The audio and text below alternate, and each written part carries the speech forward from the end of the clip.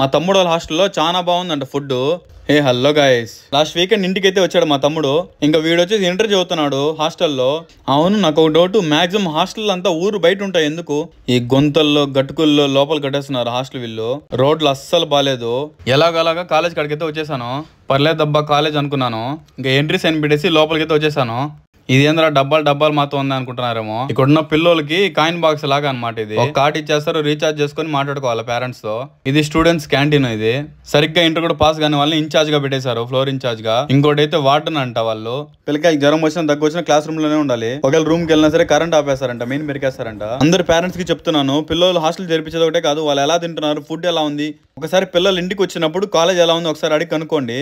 Food పోతే పోయింది, కనీసం వాటర్ తాగేసి బయలుదేద్దాం అనుకున్నాను. నాకు అప్పుడే డౌట్ వేసింది, చూద్దాం ఒకసారి చెక్ చేద్దాం వాటర్ ఎలా ఉంది అనేసి. వాటర్ అయితే ప్యూర్ గా ఉంది, ఎలాంటి డస్ట్ లేకుండా. 2 months ఎగ్జామ్స్ అయితే మా వాడిని కాలేజ్ అయినా మార్చేస్తాను. ఇంకా ఫాలో చేయని వాళ్ళు, సబ్స్క్రైబ్ చేయని వాళ్ళు సబ్స్క్రైబ్ చేసుకోండి.